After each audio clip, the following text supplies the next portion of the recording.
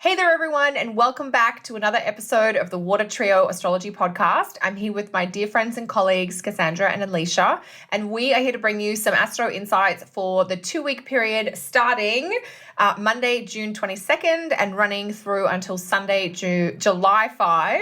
So we have another eclipse in this time frame, but we also have a lot of planets changing signs or changing directions. So this is going to be quite a jam-packed episode. I think we're going to dive right in, and our first astro cab off the rank is going to be Venus station direct. Venus is finally ending her retrograde, thank goodness, on Thursday the 25th of June, and she will be at 5 degrees of Gemini when she ends that retrograde. What are you girls thinking about this? I mean, you're excited, right? Yes, definitely. Although with Mercury retrograde, I don't know, I'm thinking it's a bit like Hansel and Gretel, who've been taken into the dark forest and they've gone into that inner place. But, with Mercury still retrograde, it's like we're not out of the woods yet. We're still following the white pebbles that we left behind before coming back out into the world. But it's still like we're not quite there yet. I don't feel like until, Mercury kind of goes direct that this will get its mojo on. I don't know about you guys, but there's still such an inward feeling with these two personal planets, with Mercury still retrograde and Venus station, that we won't really have the clarity of what we were diving inside to understand and work out what our inner desires were and how this will play out in relationships. I just feel like it's a very tentative energy. And in Gemini, there's kind of this, okay, let's just get curious about what the inner dwellings have revealed, and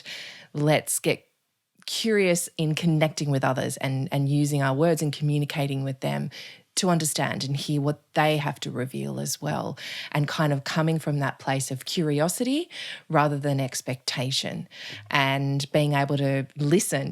Gemini's a common sign, it's a dual sign. So there's the idea of, okay, communication is two ways. So you need to be able to listen as well as speak. So, I just get this sense of following not the breadcrumbs, but the pebbles back out of the forest to get an understanding of where you've been and what you've been digging into. What about you guys?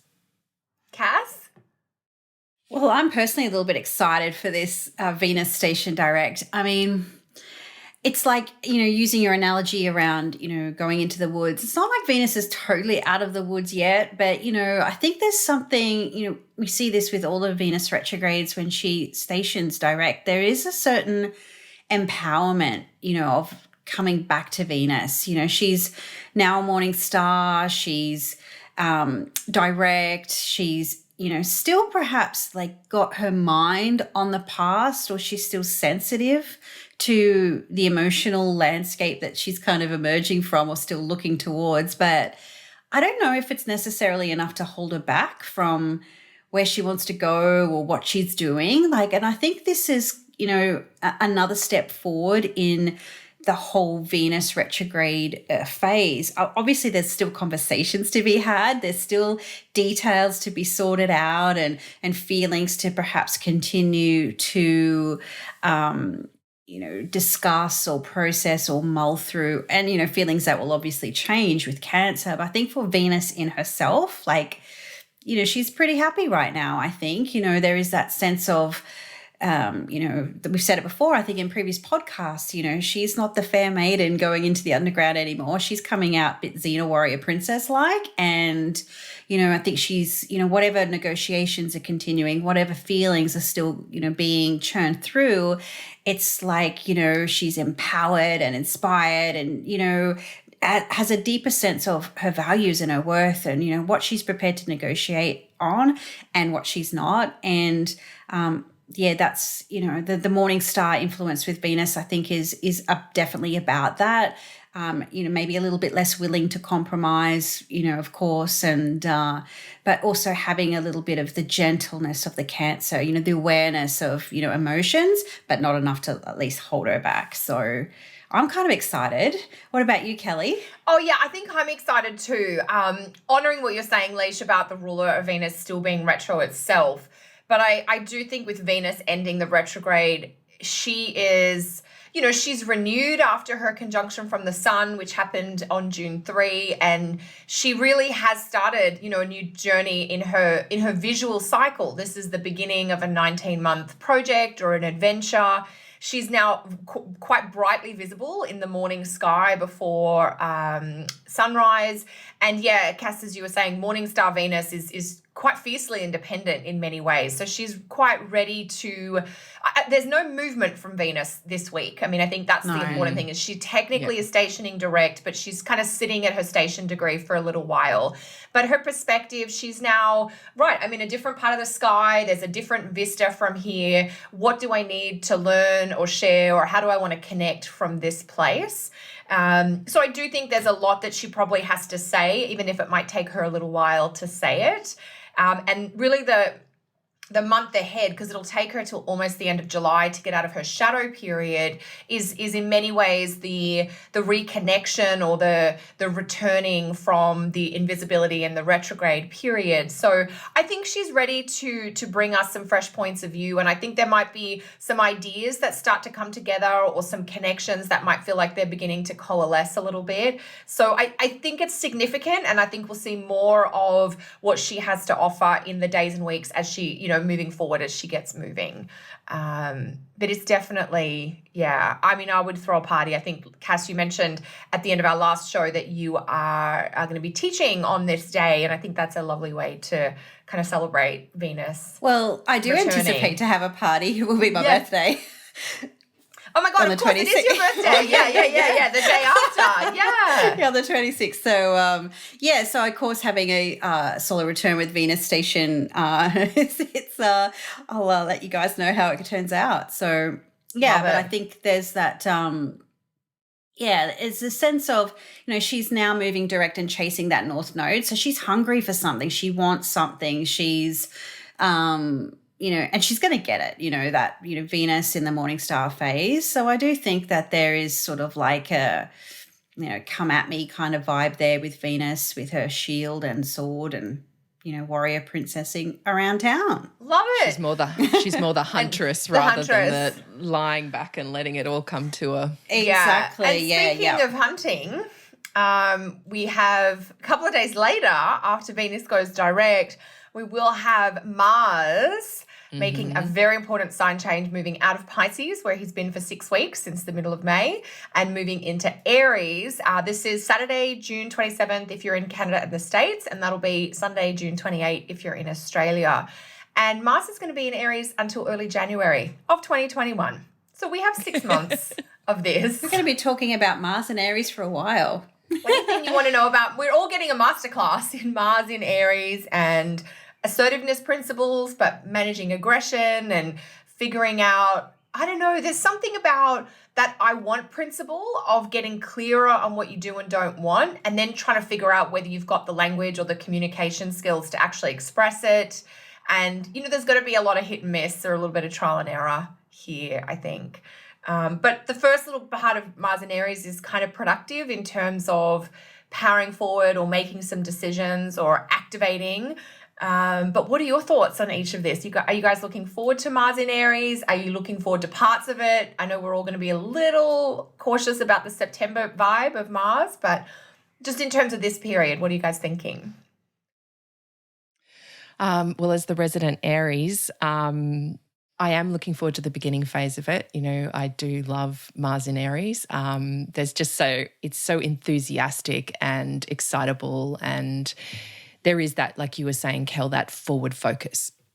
Right. And I think there's an irrepressibility about it. Like, I'm going to keep going no matter what. I can push past this, guess past this, and this almost innocent naivety that I can do this. I want to be able to do it. But I think that, come the end of July, as his speed starts to really drop below average, and then coming into August and September, it's not going to be so nice. So the idea of this is enjoy the next, couple of months of this.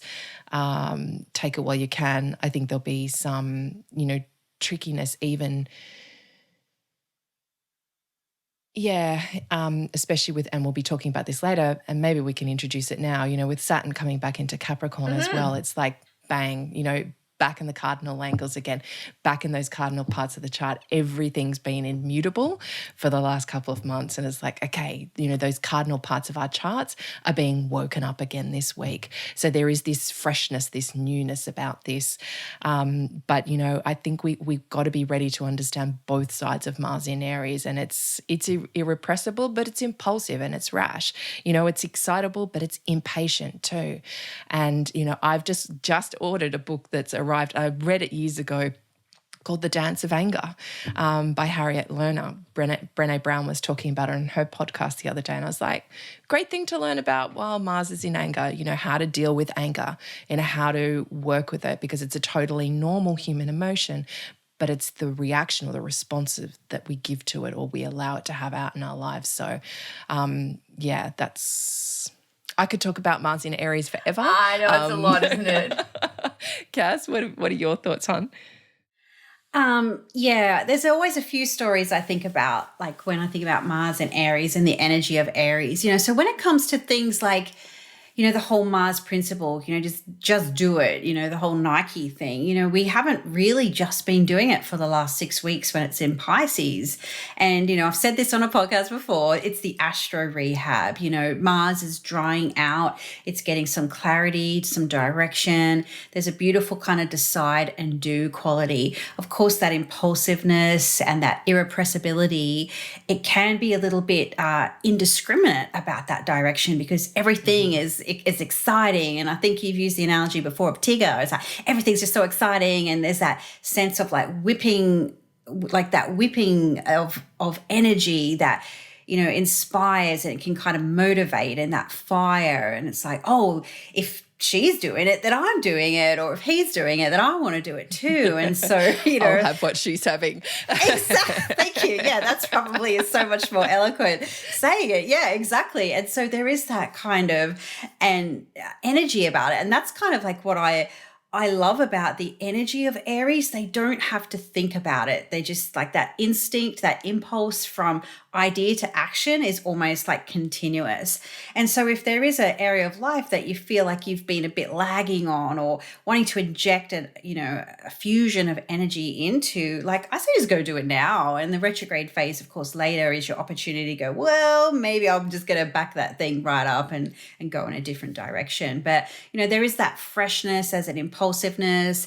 It's, after, a bit of a stuckness to like reflective feeling to the astrology, it is going to be nice to have this influence.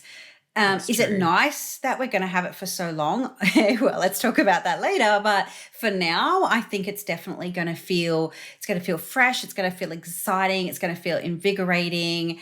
And I'm, really looking forward to it. So how about you, Kel? Yeah, very similar. I think that idea of there's an initial, certainly a few days, and maybe I think we get a couple of weeks where there's that invigorating quality. And the contrast of Mars in Aries to Mars in Pisces is quite stark. Pisces is a cold sign, Aries is a hot sign. So the introduction of heat is stimulating. Now, is it just stimulating enough to get you moving, say, in a new workout routine? Or is it so stimulating that you become, aggressively outspoken or unnecessarily, volatile, for instance? So I think knowing our own personalities, you have to think about, do I benefit from having a little bit of heat come in?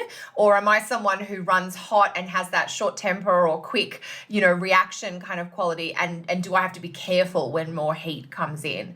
For me personally, I usually benefit from a bit of heat, but that's because I have a lot of water in my chart.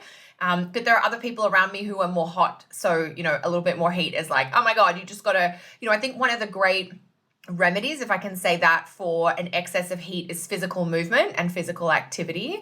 So if people do notice, like this is happening in the middle of the 2-week time frame we're looking at, Mars is just becoming like a restless, I always think of like a a highly kind of restless, active teenage male. When I think about this Mars and Aries energy, I think about my brothers when they were 15 and 16, and they just needed to be out and they needed to be physical, and if they weren't going to kick a footy, they were going to do something that would get into potentially destructive territory. So it's that idea of capturing that raw energy, but applying it to a specific task or challenge so that it doesn't become more disruptive or volatile. And Leisha, I know you kind of alluded to this.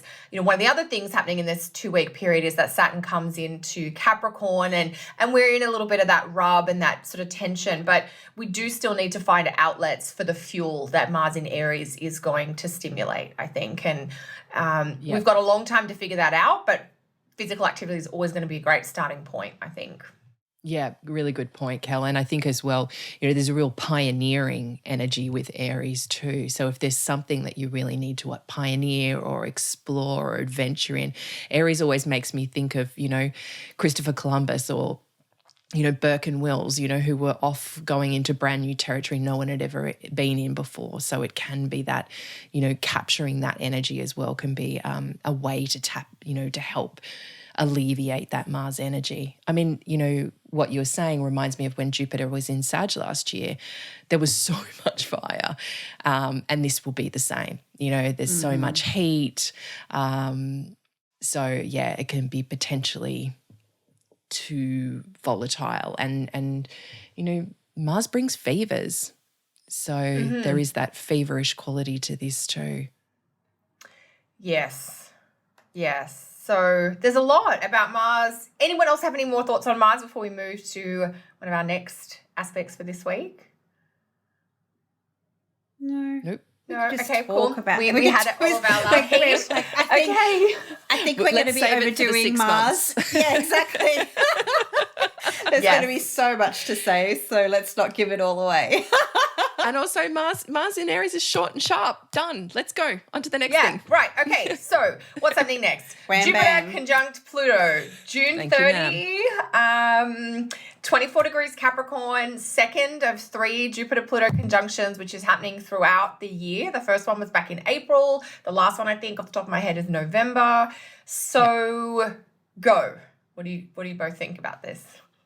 Oh, well, there's definitely going to be some reflections of that April, things, I think of like the hidden opportunity and, since the first conjunction in April, like how many businesses have found hidden opportunities. They've pivoted, they've transformed, they've, seized an opportunity rather than die. That whole idea of what doesn't kill you makes you stronger.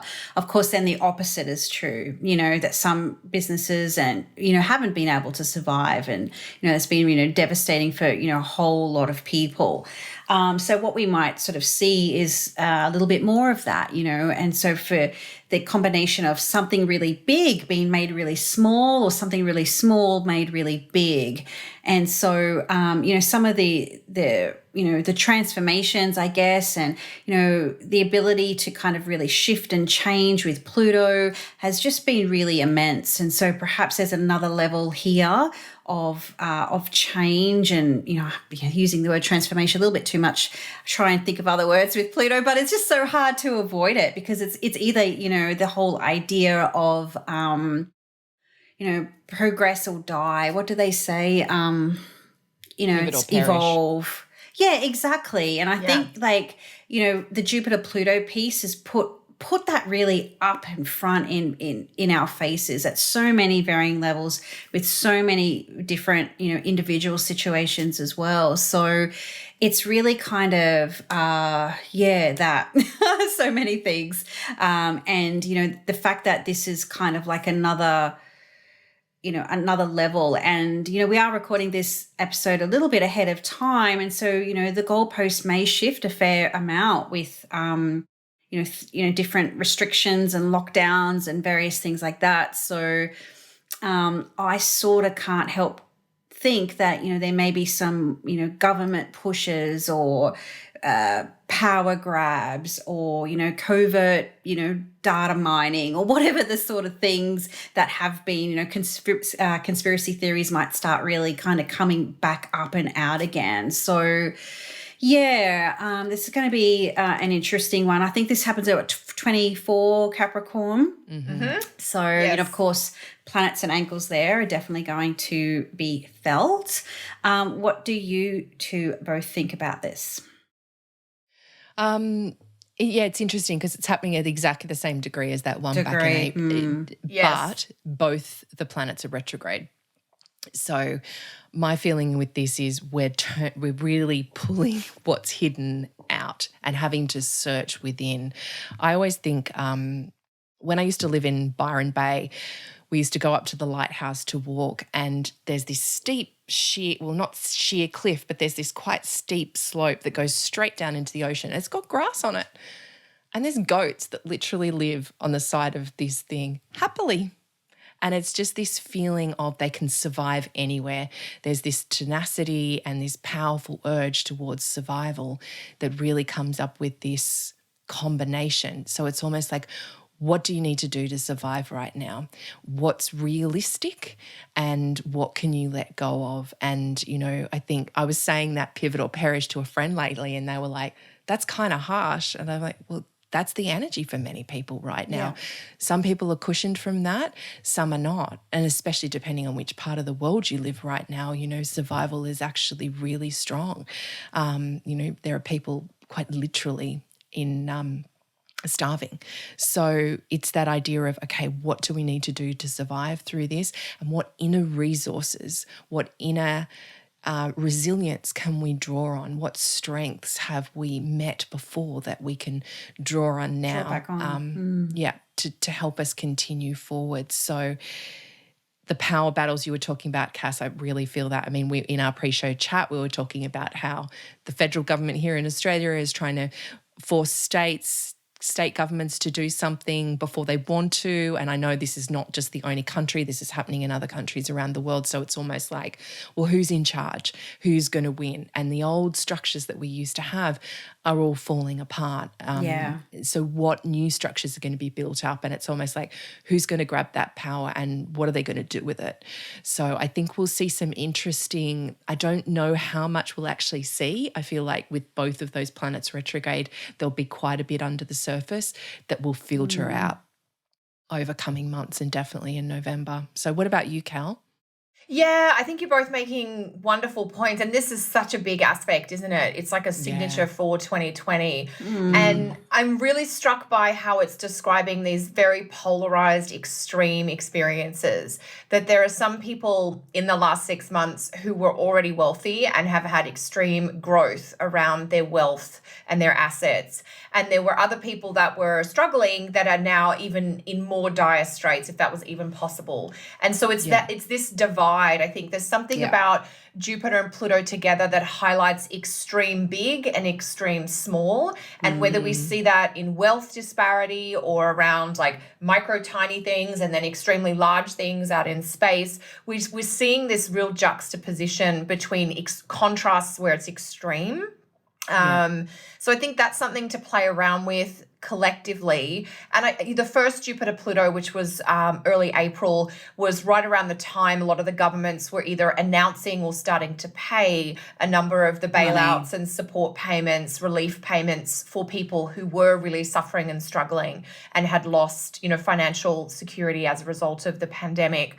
And I'm interested to see if we're going to get more of that.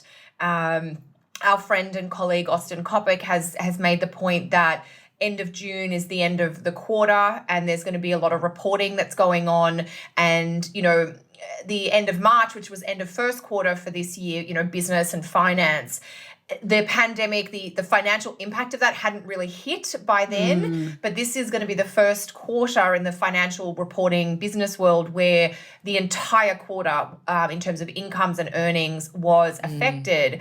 And I think it's going to be really interesting because my personal take on one of these larger themes we're dealing with this year, I don't think we've seen the full economic impact of what this means yet.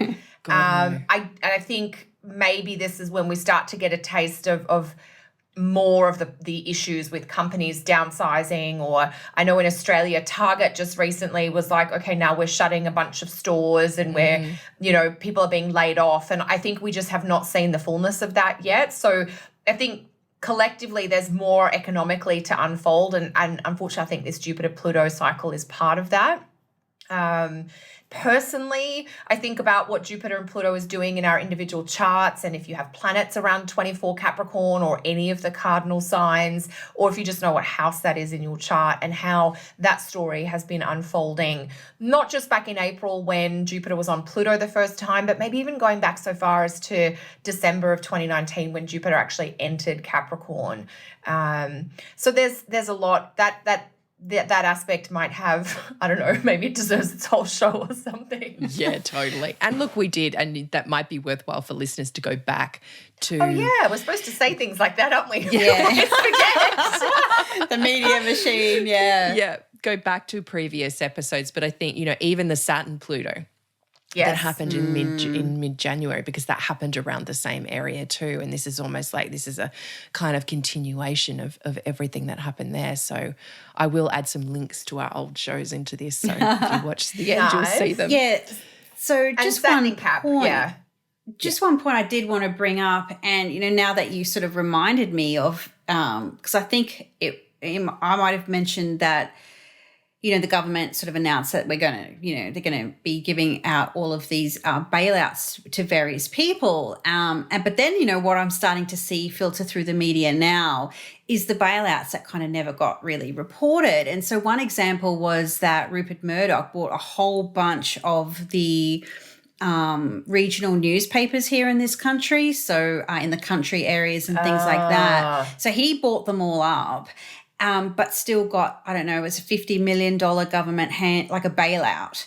So we're now starting to see like some, with the retrograde planets, as you mentioned, Leash, we're starting to see the stuff that was done while we were distracted, or while we were kind of, going, yay, we're, getting a little bonus, some kind of bittersweetness.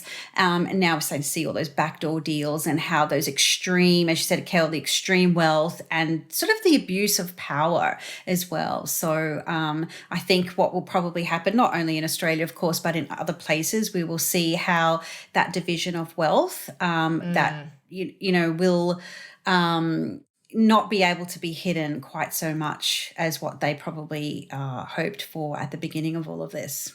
That's a beautiful point, Cass, about how, and because tying in what you were saying, Leash, about it being retrograde, it's like now we're finding out what actually went on in April and late March. That's a beautiful point from both of you.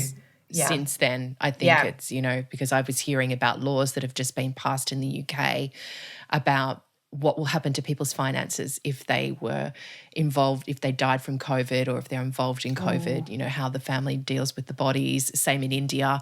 There's a lot around death as well. Like, people in India are not claiming bodies because they don't want to catch it. So the hospitals are piling up with them. We're really going to Pluto territory now. Very but also, Pluto. But is Pluto in the sign of Capricorn, which is ruled by Saturn, which is like the god of death in some iterations, the scythe, the time is up type of thing. Which kind of segues us into the next part of what we're talking about, because who goes back into Capricorn a couple of days later? This is just joy. Not the happiest episode, is it? And then the lunar eclipse in Capricorn. So it's kind of like, that Neptune party's Capricorn. over. Yeah, we're back in the land of cold, hard reality. Yeah. The cold, harsh light of day is kind of shining on the, the coffee table full of drinks. The icy cold, like winter is coming back. I'm like, what is the good thing about Saturn coming into Capricorn? It is the final iteration. So yes, Saturn's coming into Capricorn. I don't promise that it will be an easy 6 months, but when Saturn leaves Capricorn in December, don't let the door hit you on the way out, mate. Sayonara. Yes. Bye, Felicia. He's got a little bit more damage to do though, and the fact that we've got Mars moving into Aries and Saturn moving back into Capricorn in the same week, pretty much, I think we're going to get a bit of insight into what September and October are going to look like too, as these two start to dance. It is hard to say how does this affect this week or two period, doesn't it? Because really this pattern of Mars into Aries and Saturn into Capricorn is setting up the next 6 months. It's the whole back end of the year.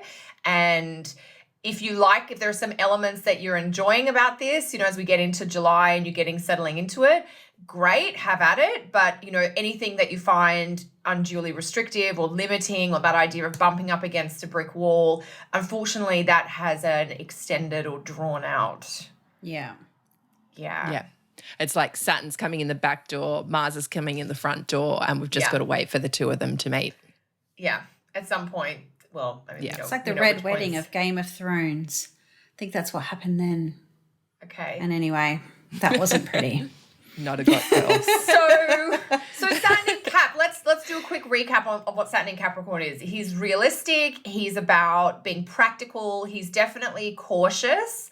He's about preservation and protection. So unfortunately, because I hate to say this because I know it's not fun, but this feels like a bit of fear or a bit of worry returning. Like Saturn in Aquarius is like, let's look forward and let's see what we can do differently. But Saturn in Capricorn is like, shit, we've still got these things we haven't fixed. Oh my God, are we ever going to get them fixed? And so there's a little bit more worry and concern and a bit of fear, I think, that might emerge. What else are you guys thinking? There's a sense So you go, Lishi.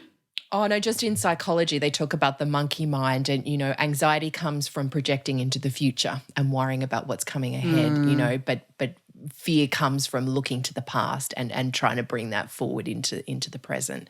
So it's like right now we're kind of looking back to the past and bringing those old fears to bear.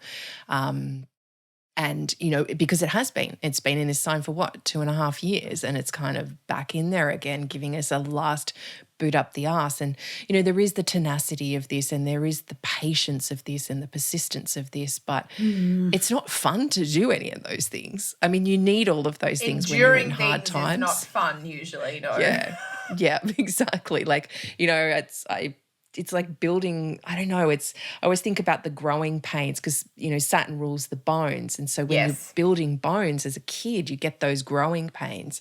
And that's what this kind of feels like, is those, as we move more into a time of maturity. I keep thinking of the Hunger Games, but I won't go there because that's a whole thing. I'll save that for a September episode. Cass, what were you going to say? Yeah, with the Saturn coming back into Capricorn, I get this idea like when we had the first, 2 and a bit years of it, and it was like, okay, we worked really hard, we wrote our thesis, Saturn into Cap, we submitted it, and we got some great feedback, some great, report cards, so to speak, and all looks good to, get your doctorate, to get your PhD. Then you get that one cranky professor that just goes, oh, but hang on a minute. That is that set. And just when you thought you were kind of home and hosed, it's, this old chestnut. And then it's like having to we don't have to cover much ground. I think Saturn only moves a couple of degrees, but it's almost like, a few T's to cross, 4 degrees, a few dots to I's to dot, just to satisfy just one little criteria, one little thing. And I can't sort of help but think, the eclipse is coming back into Cancer Capricorn as well, is just kind of like triggering this a little bit more, or making the Saturn's return back into Capricorn perhaps a little bit more potent or influential than what it would be just in of itself if it was just retrograding sans eclipses. That's a good point, Cass, because we do have that lunar eclipse then. The next full moon is that full moon in Capricorn, which is a lunar eclipse on Sunday. Sunday, July 5th. It's 2:44 p.m. here in Australia, so I think it's Sunday for most people. It might be Saturday evening Pacific. Yes, Saturday evening Pacific. Yeah. So it's almost a bit like a return to, dare I say it, February and March, when we had quite the collection of planets in Capricorn. It's not exactly that, but it has echoes of that, doesn't it? We now have Jupiter and Saturn back in the same sign. So can we just pretend it's not going to happen and keep talking about something else? No, because we haven't talked about the eclipse yet. Okay, well, I mean, sorry, go Cass. No, you go, Cass. I was going to say, it's the absolute last Cancer Capricorn eclipse. So we had That's one good thing about it. That's definitely a good thing. The nodes aren't here right now, which is, small blessings, small things to be grateful for, I guess. But we do still have an eclipse. And there is going to be emotional upheaval, release, outcomings. It's the end of the eclipse season. I mean, this is a really long eclipse season. This is a month long. Well, I think eclipse season lasts for the same amount of time, but we don't always get 3 eclipses in it. No. Yeah, exactly. Usually we just get 2, but there are sometimes we get these 3 where we have an eclipse that starts at the very start of eclipse season. Then we have a really intense, almost total one in the middle, and then another little one at the edge. So it's a big 6-week kind of timeline. And that's a really good point, Leash. That's definitely something to look forward to coming out of eclipse season. Which, it's a full moon. Again, no full moon rituals, more salt baths. More salt baths and mantras. Exactly. And it's a south node eclipse. So it is, this is actually thinking back to the eclipse on Boxing Day and Christmas Day, what was going on then for you, because that was a south node solar eclipse. So this is a south node lunar eclipse in Capricorn too. So, do your purges, do your salt baths, do your cleaning. If you didn't clean for the solar eclipse, definitely clean for this one. This is a last kind of Marie Kondo, push it all out. I know I'm probably moving house around about this time, so I know I'll be for sure doing the purge. Nothing like a good house move to prompt a purge, honestly. Yep. We used to move house every year. I don't know how, and now it's been when we were younger, like years. in our 20s? Oh no, this is the longest we've been in a house. Yeah. Oh, you and your husband, okay. Yeah. So the accumulated stuff. We've got 5 years of stuff to 5 years already. Through. Wow. Almost, yeah. Yeah, it would be, yeah. Yeah. So not looking forward to that, but I am looking forward to that. I'm actually really looking forward to the just letting go of what we don't need anymore. Like we don't have babies anymore. We don't have a lot of that stuff, so we can move into a new phase of maturity as a family. But yeah. It's a good analogy, Leash, actually. Nobody enjoys the process of moving house, but everybody likes to be in the new house once it's done. And I think after this eclipse, there's that feeling of maybe we didn't enjoy the process, but it's got you somewhere that can be a good place to have ended up. I don't know, Cass, do you want to share thoughts? I feel like the Gemini is like ready to... I know, I'm always moving. I feel like I'm always like fiddling and fidgeting, and you guys are just so still and concentrating. I think I definitely I'm sorry, I just keep checking my phone just to make sure that my internet connection stays connected to you girls. So if I just disappear off the interwebs, you know why. I think it's very hard sometimes to enjoy process because we are very much an outcome, everybody wants Dolly Parton, the typical Capricorn. You can't have the rainbows without some rain. And I think this, as you said, this 6-week period is going to kind of remind us of that. I guess one other point I really wanted to bring up is that I did something, was it yesterday, today? And I looked up the Saros series of this eclipse. And excellent. I don't know if either of you girls have read this. But yeah, it's doesn't look like it's going to be a joyful one. I think I stopped reading them a year or two ago when they just were devastating. Yeah, I know. I was like, and I don't often refer to the Saros series, so I was like, I'll just, just to get another layer there.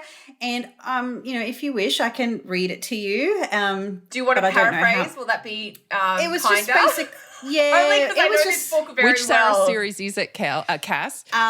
4 North, I believe. Okay. So it was basically talking about restriction, restraint, separation is a trademark of this family. And so it said that events can occur that can block the individual from memory and that you can sort of perhaps misjudge your strength in the situation. So...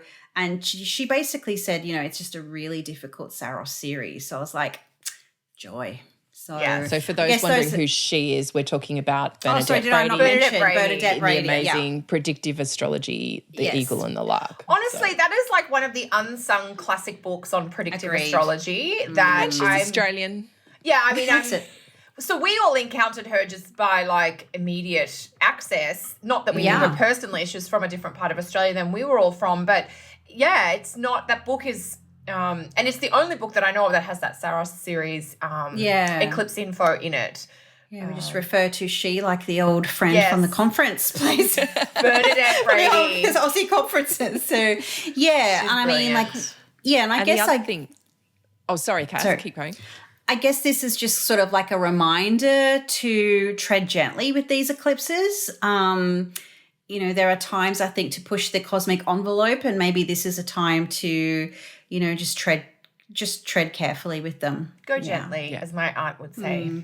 And remember that I just was thinking that Mercury is retrograde right opposite all of this stuff in Cancer too. So it's like you can't actually really speak about what's going on. It's all in the feeling land too, where the sun is. So a little bit of the meat grinder, not quite. Just maybe a touch. Reflections. Yes. Reflections. Pressure, I think. Or maybe we could reminisce on how bad it's not in comparison to the meat grinder maybe, or maybe some things to revisit. Just, you know, tying up the loose ends a little bit, or, you know, that cranky old man saying you have not done this part of your thesis yet, or whatever the thing is. Yeah, I think that Saturn vibe of like, you know, Saturn can exclude or reject or put the barriers, and I think we could try to work with that consciously around what would be good for me to exclude from my life, not from a place of like keeping someone outside, but more from like, it would be good for me to exclude some chocolate from my life because I consume too much. So it's that idea of clarifying limits around this idea of restraint and restriction. And look, it might just be that you're trying to get into a program and you find yourself excluded for some reason, and that's not going to feel great. But if we work with that quality of exclusion or rejection, like I reject watching TV for 4 hours a day or something like that, there are ways that we can bring almost a stoic thing of like what limits or difficulties or duties do I want to embrace because I know they actually serve me, rather than what do I? Yeah, so sorry, Cal. Yeah, like rather than, you know, just feeling like someone is giving me all these limits. Like, how could I be in that energy myself?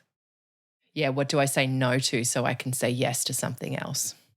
Yeah. And I also think there's a maturity about this as well. If we look back to the meat grinder 12 months ago and what we had to go through at that time and the strength that that's created in us, and, you know, dealing with pain and loss and grief at that time may have helped us face what we're doing right now. It doesn't feel like brand new territory like it did back then.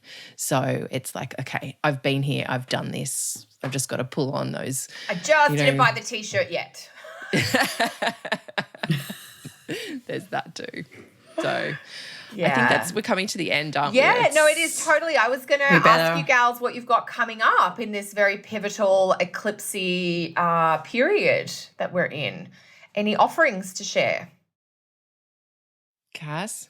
Just the eclipse, not the eclipse webinar, the retrograde planets, June 25. Excellent. Really looking forward to doing that. So exploring all the retrograde things. All the details are on the website, CassandraTyndall.com. Cool.